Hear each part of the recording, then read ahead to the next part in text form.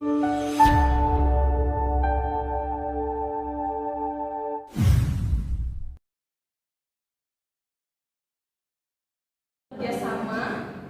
dan membangun harmonis dengan pemangku kepentingan lain.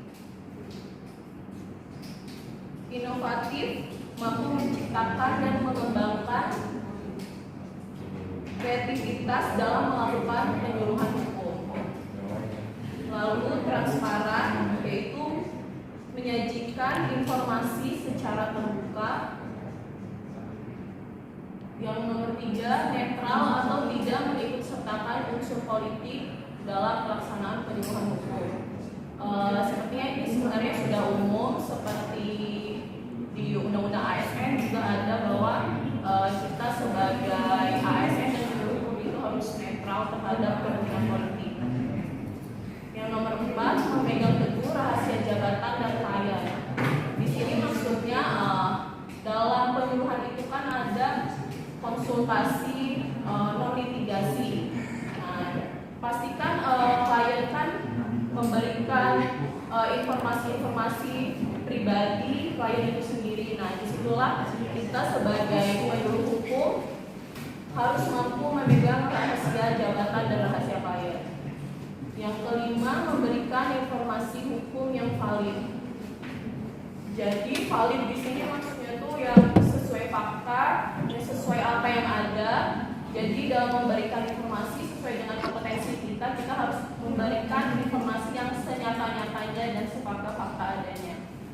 Yang keenam, tidak diskriminatif dalam melakukan pelayanan. Jadi kan penyuluh hukum itu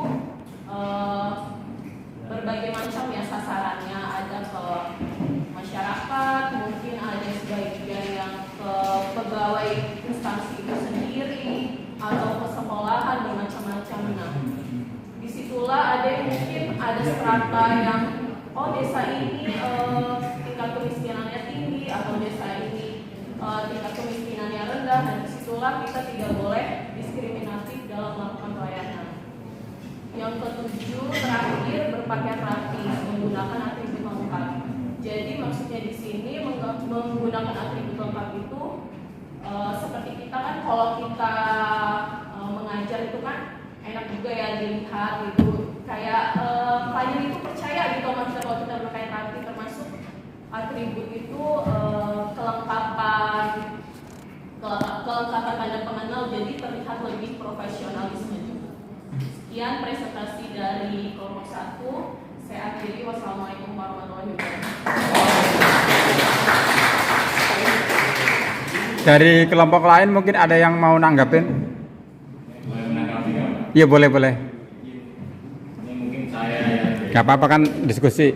boleh pengalaman saya waktu kuliah di Hukum Negara itu ideologi Pancasila betul, ideologi sosialis, Marhaen, ini ideologi UUD 45. Perasaan saya tanya belum pernah ada loh. Ideologi Undang-Undang 45 itu peraturan nom yang tertinggi, bukan ideologi. Kalau mungkin saya itu pun Mas Kawan gimana ya? Kayaknya nggak ada deh ideologi Undang-Undang 45. Ideologi Pancasila, ideologi Marhaen, ideologi sosialis, ideologi Marxis, apalah itu mohon maaf itu apa tuh audit ideologi Pancasila dan dalam bahasa hukum dan persatuan menyambung.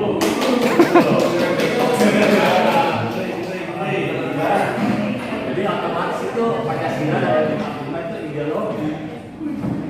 Ya soalnya ada kata sambung dan makanya sering bilang kan ada tulisan dan garis garis atau kan, tapi salah satu. Kalau dari itu berarti dua-duanya kalimat awal dan akhir yang masuk ya. Menurut saya ideologi lepas makanya belum pernah dengar gitu loh. Makanya terbaru ya milenial ini kalau ada. Ya, terus menjawab sekalian yang pas kali itu. Nah, terus yang ngomong kami ini tidak diskriminatif. Nah, saya bicara di lapangan ya dengan COVID. Untuk dapatkan konsultasi layanan harus sertifikat vaksin. Nah, ada pemohon tidak kita layani karena dia belum ada sertifikat vaksin. Nah itu dibilang diskriminatif. Itu bagaimana kalau dalam seperti itu? Jadi mohon diperjelas diskriminatifnya seperti apa gitu. Padahal kita hanya patuh pada pimpinan bahwa yang melakukan pelayanan yang sudah sertifikat vaksin. Otomatis yang belum ada sertifikat mandat vaksin kita tolak. Oh itu verifikasi itu, yang itu boleh, yang ini tidak. Padahal yang boleh itu sudah sertifikat vaksin. Jadi dulu. Lagi terima kasih. Assalamualaikum warahmatullahi wabarakatuh.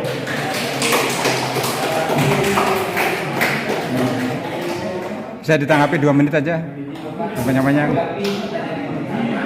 Yang mungkin benar kurangnya kalau tadi kurang menyampaikan informasi dengan lengkap.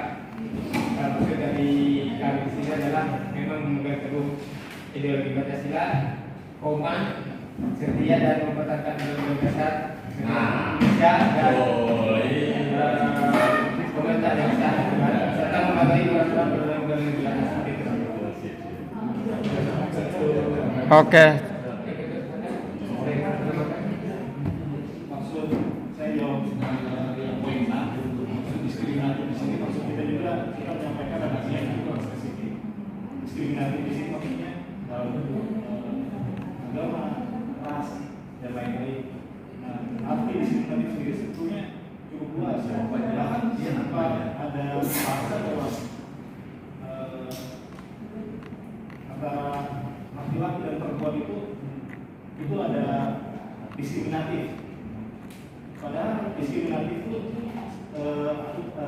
menurut saya pribadi lebih spesifik terhadap ras saja gitu. Ya,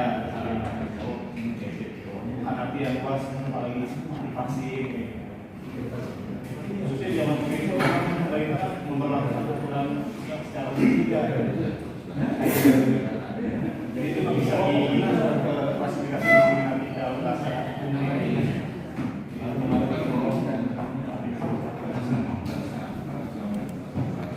Oke, cukup. Kita kasih plus yang meriah untuk kelompok 1. Teman-teman izin Bapak, Ya. kami dari kelompok 2 untuk memberikan masukan tentang politik yang hukum. Yang pertama tidak melakukan pekerjaan di luar kewenangan. Ya. Jadi kita kerja sesuai dengan job desk kita saja, nggak usah berlebihan, jangan sampai kita diklaim ultra kita.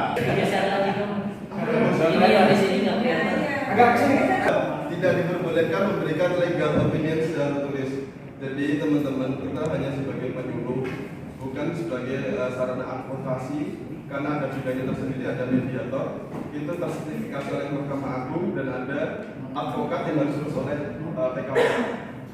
Yang ketiga, menjaga netralitas dan profesionalisme sama lah seperti kelompok sebelumnya. Ini terkait dengan partai politik dan kelakuan-kelakuan kita juga harus dijaga.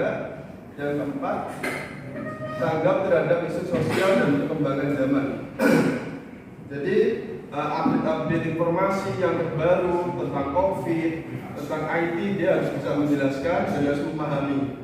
Yang kelima, menjaga privasi penerima layanan. Seperti kelompok 1 juga, kami juga sama bahwa kita ada sarana advokasi tersendiri, namun kita juga harus menjaga rahasia-rahasia klien tersebut. Yang keenam, penyuluh hukum harus menggunakan peraturan perundangan yang masih berlaku dan melaksanakan penyuluhan. Jadi harus update lah, jangan sampai peraturan-peraturan yang sudah daluarsa masih kita sampaikan dan kita jelaskan ke masyarakat. Yang ketujuh, kolaborasi dengan stakeholder. Teman-teman, ini sebetulnya itu paling kunci untuk penyuluh. Pertama, harus kita akui kemampuan finansial anggaran kita tetap terbatas. Tapi dengan kita berjejaring dengan antar kementerian dan instansi, kemampuan jangkauan kita bakal lebih luas untuk bisa menjangkau masyarakat.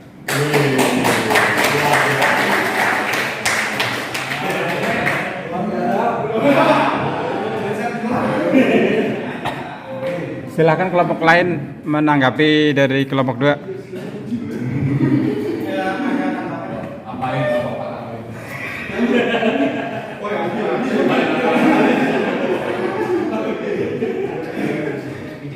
Ya silakan. Kan kode etik itu kan ketika melanggar itu kan sebenarnya ada kita berkolaborasi dengan stakeholder nih. Apa konsekuensi dari penyuluh hukum ketika dia tidak berkolaborasi dengan kode etik itu? Apakah itu termasuk kode etik atau enggak? Bisa disebut.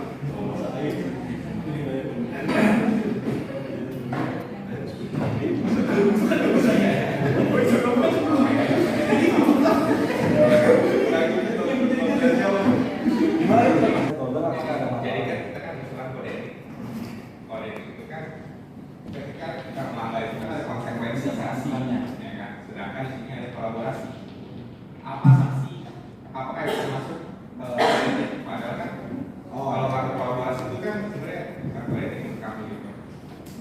Jadi ikut menambahkan Pak, Ya. jadi dari kelompok kami berpendapat bahwa poin 7 ini adalah bukan pedoman perilaku, Ya. tapi pedoman kegiatan. Kegiatan bukan dalam perilaku. Itu mungkin barangkali ada Ya dari saya pribadi nggak tahu ya kali ini ya.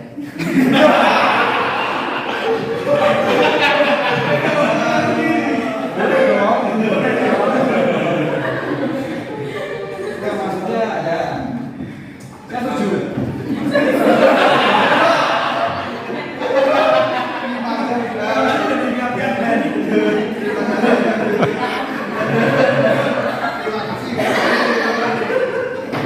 Ya, saya setuju itu akan kita hapus.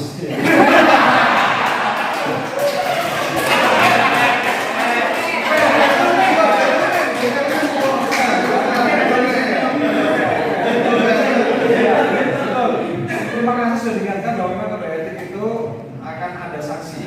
Ketika kita sudah berkolaborasi dengan stakeholder, ya wes kalau nggak masalah sebenarnya. Emang sebaiknya kita berkolaborasi dengan mereka. Oke, paham? Makasih. Mungkin Pak dosen boleh menambahkan. Ya. Jadi ini kita kan ada visi dan misi, terus lebih down ke tata nilai. Tata nilai itu baru masuk ke sini dalam kode etik. Nah, seperti pasti, S-nya itu sinergi. Kalau diturunkan dalam kode etik itu berarti kolaborasi, kerjasama antar instansi. Jadi sekarang zamannya kolaborasi, bukan zamannya kerjasama. Kamu kerja, saya enggak, kamu sama. Nah, bila ada pelanggaran, itu kan ada kepanitiaan. Kita hanya istilah kata, ya hanya nafsunya aja lah. ACK konsumsi apa urusan kita. Panitia itu tanggung jawab ada di panitia penyelenggara, makanya ada SC dan OC. Steering committee itu panitia yang mengarahkan, organisasi komite kita melaksanakan, lalu OC memanggil langsung kita. Jadi tanggung jawab itu sebenarnya ada di SC dari komite. Mungkin itu pandangan saya. Terima kasih. Jangan nyerah dong.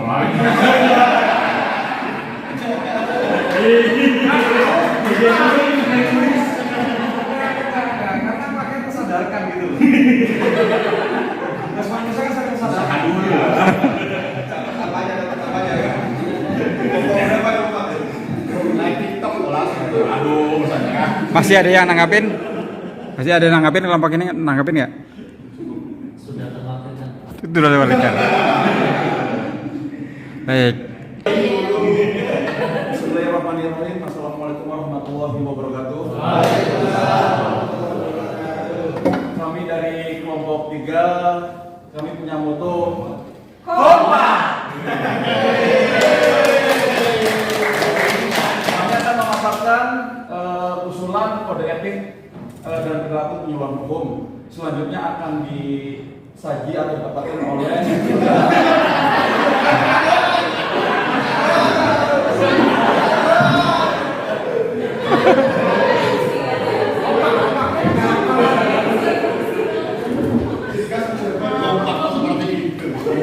Soal kode etik kesimpulan hukum dari kelompok 3 itu kami mengambil beberapa nilai yang kami singkat menjadi kompak, yang terdiri dari komunikatif, K-nya, O adalah orientasi pada kesadaran hukum, M menjaga persatuan dan kesatuan, P profesional, A adaptif, dan K kreatif. Adapun komunikatif itu meliputi dari informatif, dapat menyampaikan pesan dengan baik, senang melakukan kerjasama, efektif dalam berkomunikasi. Kemudian yang kedua orientasi pada kesadaran hukum yaitu terdiri dari melaksanakan sepenuhnya nilai-nilai Pancasila dan Undang-Undang 1945, merubah sikap dan perilaku masyarakat menjadi yang lebih baik. Dan yang ketiga adalah menjaga persatuan dan kesatuan, yaitu sesuai dengan nilai-nilai dan prinsip Pancasila.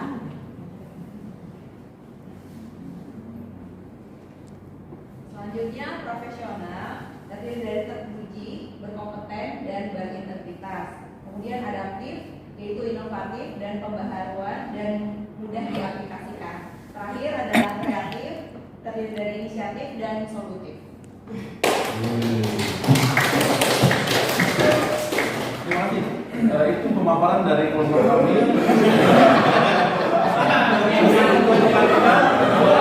Ada yang ditanyakan?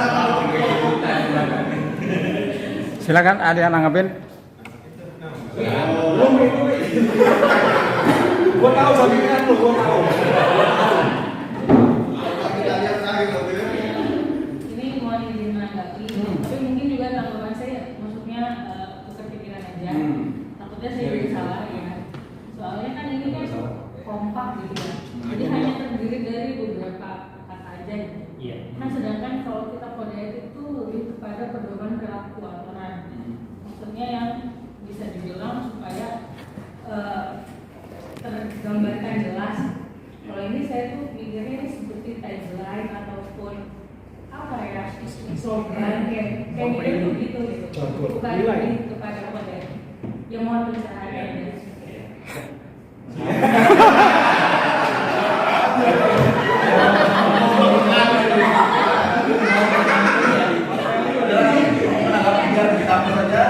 Langsung dijawab atau mau ada yang lain?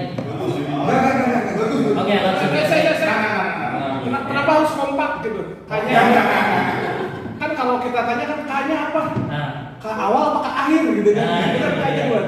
Kenapa harus kompak? Kenapa gak kompas? Ada lagi.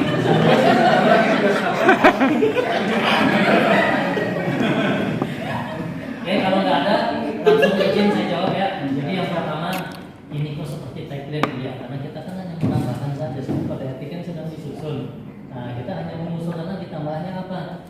Biar gampang diingat. Nah, ini kan kode etik kita apa? Kompak apa sih salah satunya? Ya ini tadi ada komunikatif. Ini kan semacam panduan juga sebenarnya kode etik itu. Kode etik kita semacam panduan atau pedoman kita dalam melaksanakan tugas fungsi kita selaku penyuluh hukum. Gitu. Selain tadi ya pasti ada falsafah, kemudian ada ideologisnya Pancasila dan sebagainya, kan garis-garisnya ada diterjemahkan ke undang-undang, turun lagi ke peraturan dan sebagainya.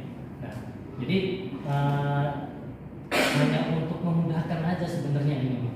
Kita seperti ini. Kayak misalkan komunikatif. Ya gimana kita mau menjadi seorang penyuluh hukum yang ada kalau kita tidak memiliki kemampuan komunikasi yang baik gitu. Nah, jadi kan kita namanya usulan ya diterima ya alhamdulillah. Betul. Nah, kenapa kok harus kompak gitu loh? Ya itu tadi biar mudah diingat gitu. Karena kita kan sekarang kayak program jargon dan sebagainya itu kan lebih ya kayak berakhlak, kemudian pasti itu kan biar lebih diingat orang gitu. Ya kayak puskesmas apa sih ini kan pusat kesehatan, kemudian jadi kita supaya lebih ingat aja orang kalau ingat penyuluh hukum tuh pasti kalau penyuluh hukum pasti ingatnya kompak gitu. Jadi biar lebih mudah diingat, lebih mudah dikenal. Oke, ngelesnya sempurna. Menambahkan ya kalau untuk misalnya kita ambil dari produk kita sebagai PNS, terus jabatan kita penyuluh hukum, itu kalau diambil tarik kesimpulan berakhlak pasti kompak.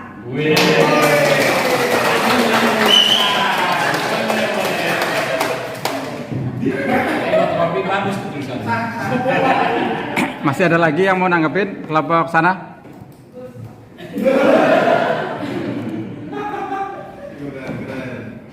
Cukup. Ditutup dulu.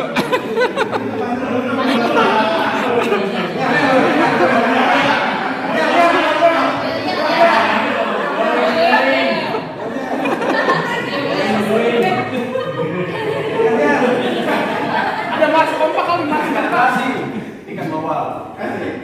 dan terima kasih. Memancing diskusi, jadi nanti dia bisa didiskusikan lagi bahasa yang tepat itu harusnya seperti apa. Nah, pertama usulan kami adalah satu, menghindari diskriminatif dan berperilaku tidak etis.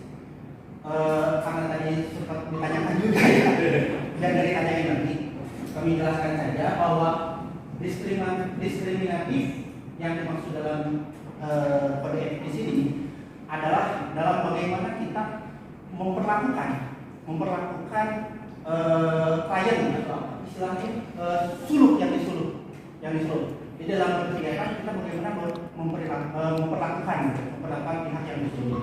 Jadi tidak diskriminatif, sifatnya luas, sifatnya umum. Kenapa kami tidak breakdown lebih khusus?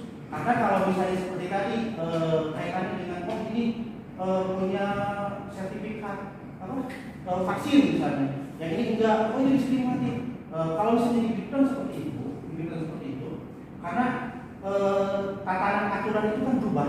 Kalau itu kan tatanan aturan ketika COVID. Gitu. Makanya kami menganggap sifat seperti itu tidak diskriminatif. Tapi hal seperti itu adalah perilaku yang sesuai dengan aturan yang berlaku bersama. Jadi diskriminatif ini adalah memperlakukan pihak yang disuruh itu sesuai dengan kondisi dan kenyataan aturan pada saat itu. Lalu perilaku etis, tidak etis, ini juga kami sampaikan bersifat umum. Jadi kami terbuka dalam nanti diskusi ya. Tidak etis ini perilaku umum etis tidak melandaskan pada aturan undang-undang. Tapi aturan etis itu normatif dalam perilaku kehidupan kita berbangsa dan bernegara. Sesuai Pancasila, sesuai agama dan kepercayaan seperti itu. Lalu yang kedua, penyampaian materi tidak mengandung unsur syarat, suku, agama, ras, dan antar golongan. Nah, sepertinya kalau hal yang seperti ini perilaku baku tidak perlu dijelaskan lagi, karena hal-hal yang seperti ini tidak perlu disampaikan ketika kita dalam melakukan pemilihan. Lalu yang ketiga, memberikan informasi secara objektif dan tidak provokatif. Ini sifatnya memang umum. Provokatif di sini banyak. Provokatif di sini sifatnya nanti bisa objektif. Perilaku provokatif.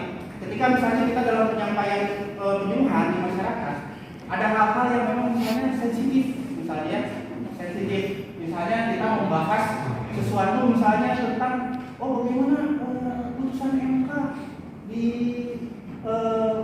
pemberlakuan putusan MK seperti itu misalnya. Padahal kita tahu di wilayah tersebut ada secara demografis itu sudah ketahuan gitu. Apakah itu pendukung seseorang gitu ya, caleg atau apapun. Ketika kita menyampaikan meskipun benar, kita harus menjaga agar tidak ada provokasi. Karena orang menerima informasi itu kadang-kadang sesuai dengan kondisi mental dan kondisi sosialnya, lingkungannya. Lalu yang keempat, tidak ikut serta atau terlibat dalam partai politik dan tidak berkampanye dalam menjalankan profesinya. Ya kadang-kadang kan ada aja. Nanti ini silakan nanti didiskusikan bahasanya.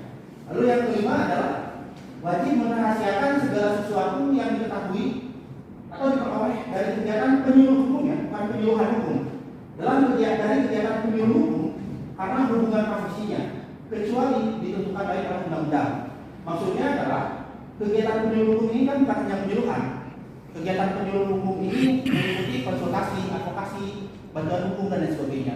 Ada hal-hal yang memang secara etika harus dirahasiakan. Kecuali karena kita memang diperintahkan oleh undang-undang. Nah mungkin sekian saja paparan dari kami. Kami tahu dalam segi bahasa ini akan memancing diskusi. Semoga ada tambahan dari rekan-rekan.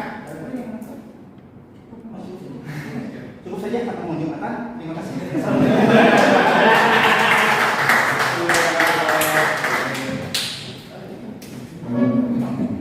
Silakan kelompok yang lain menanggapi.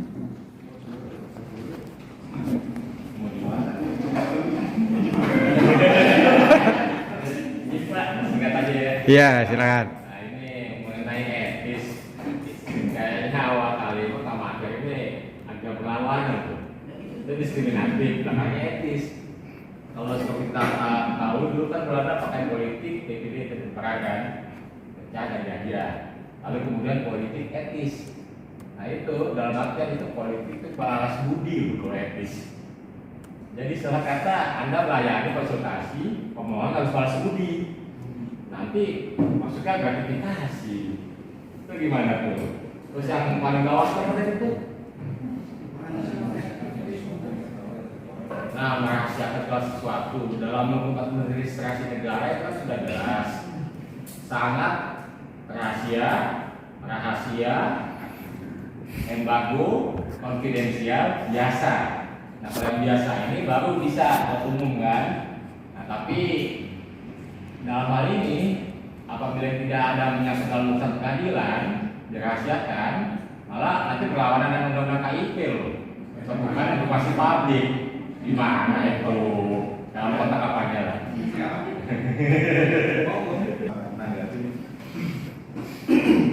Pertama tentang apa tadi?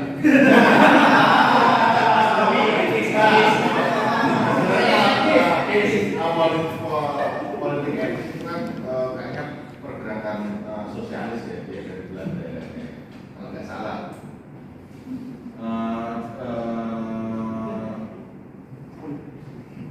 Itu politik apa? Kaitannya apa? Yang awalnya apa? Anti-diskriminasi. Terus belakangnya etis. Jadi silakan nanti namun juga etis balas budi kan, wah yang ini layanin, yang ini enggak. Kenapa? Karena ini bisa tahu etis, bisa balas budi, ngasih rokok, harus konsultasi, diduluin, nggak ngasih rokok, belakangan. Nah sebenarnya begini Pak, tidak diskriminasi ini saya contohkan dalam persidangan itu kan ada yang menggunakan misalnya pemeriksaan tempat kan, ada yang tidak. Nah itu tidak dapat dikatakan diskriminasi, semuanya harus menggunakan PS semua kan, enggak kan. Tapi di sisi lain kan apa namanya apa ya?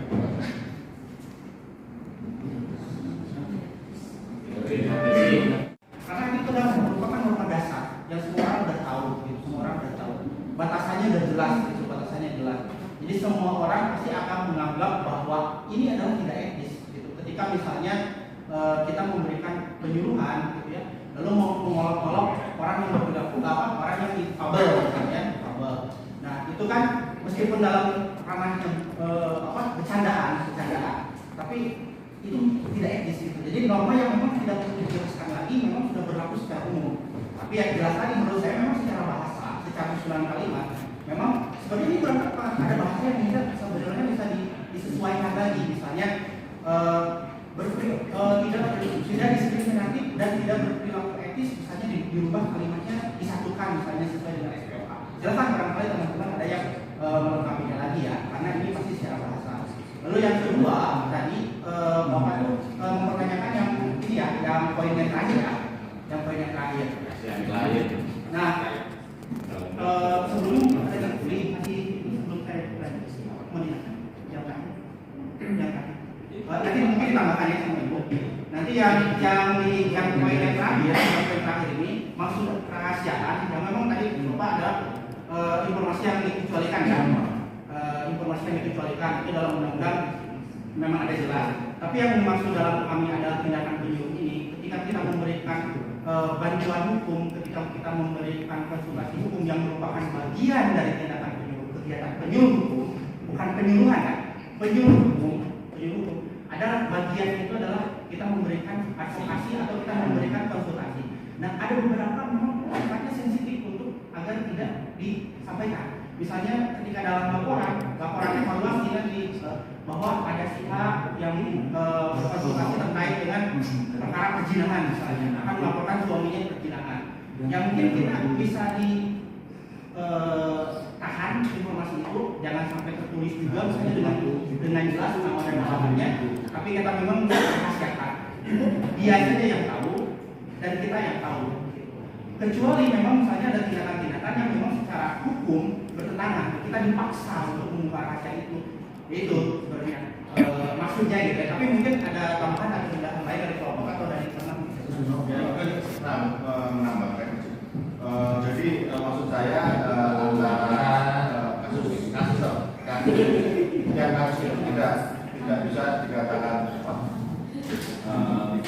tidak sama, jadi tidak dapat dikatakan diskriminasi, misalnya suatu perkara dengan perkara yang tidak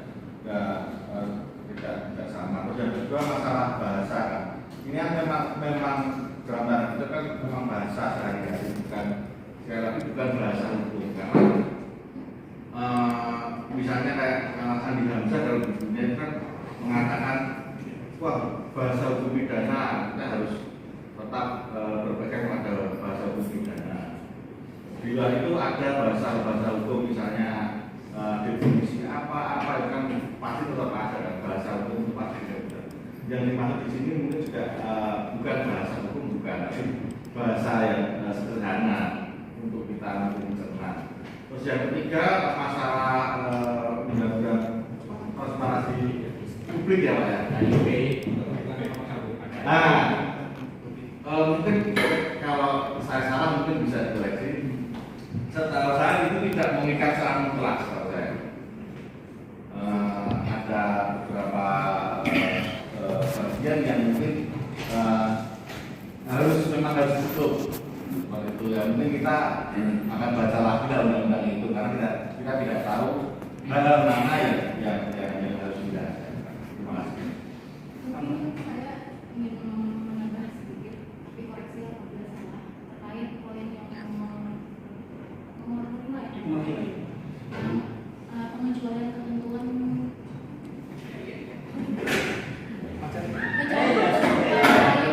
undang-undang. Kalau saya menanggapi ini, maksudnya kan kita pada saat melaksanakan konsultasi hukum itu kan kita non litigasi ya batasannya sebagai mediator. Dan kita itu pada saat kasusnya itu sampainya dibawa ke ranah pengadilan. Nah, disitulah pengecualian ini berlaku. Artinya ketika hakim meminta sesuatu dari bukti, kita yang awalnya merahasiakan jadi kita buka gitu, kita sampaikan.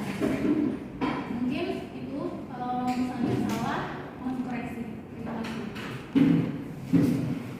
Tambahan juga terkait dengan KIP Pak, dalam undang-undang dan dalam PK-nya bahwa nama identitas itu termasuk kategori yang dikecualikan. Itu aja. Terima kasih. Mas, ada yang lain silahkan. Ya, 3 menit lagi.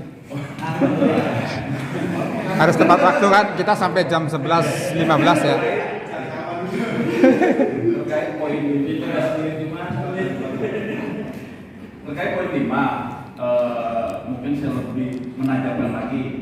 Sini kan memang wajib merahasiakan segala sesuatu yang diketahui oleh dari kegiatan itu.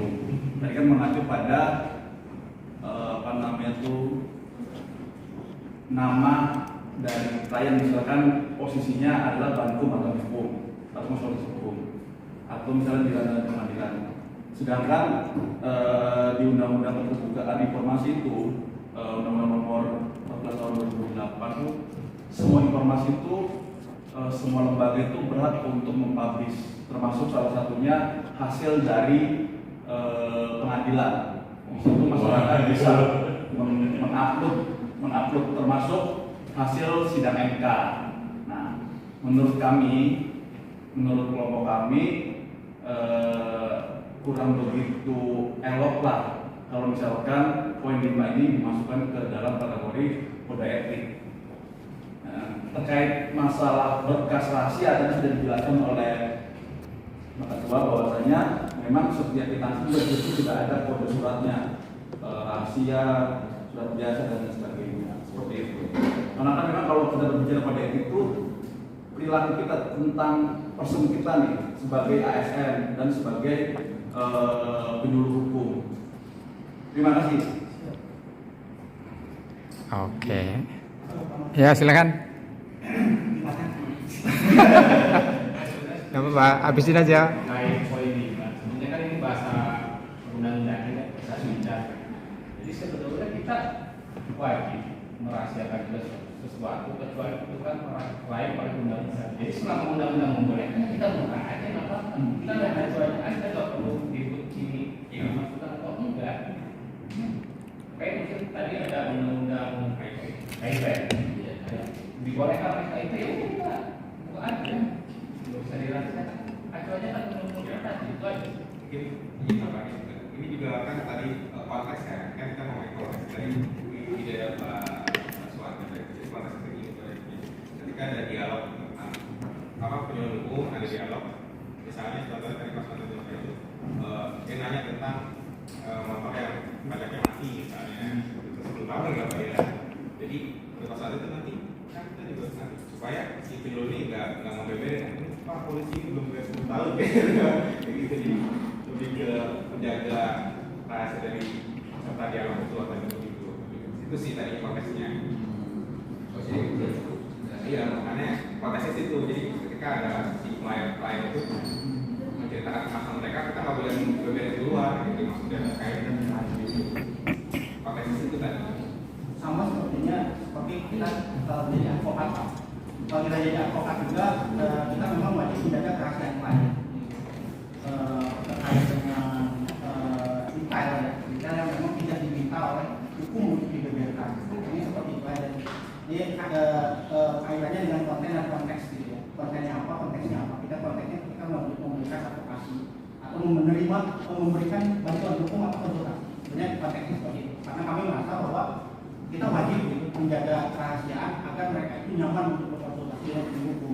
Takutnya ketika misalnya mereka memberikan meminta konsultasi kepada kita, kalau kita tiba-tiba dijadikan contoh dalam materi paparan, saya mendapatkan hak konsultasi kemarin si Fulan suaminya menikah lagi, gini, jadi kan tidak etis. Dan mungkin kaitannya sebenarnya teknisnya hanya seperti itu aja. Konten dan konteks yang sesuai dengan ketentuan. Mungkin barangkali sedikit menambahkan. Saya baru ingat. Ini mungkin bisa dijadikan salah satu contoh juga. Tahun kemarin saya melakukan penyuluhan hukum di salah satu kelurahan. Nah di sana kan tahun kemarin lagi musim kan masa-masa sensitif pilkada. Salah satu peserta menanyakan terkait kenapa salah satu paslon bisa lolos dari MK gitu. Nah pada saat itu tahu atau tidak tahu kita apa permasalahannya, mau tidak mau kan kita sebagai ASN harus merahasiakan apa penyebabnya. Nah itu hal tersebut kan termasuk hal yang sensitif untuk dibicarakan di ranah publik seperti itu gitu. Nah jadi itu sebagai salah satu contoh kita sebagai pendukung merahasiakan apapun terkait permasalahan pemerintahan.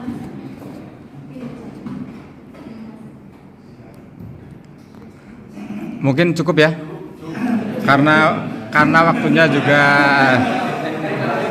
sudah habis. nanti bisa diselesaikan secara adat ya. Sambil makan. Sambil makan. Ayo kita kasih aplaus yang meriah untuk kelompok 4.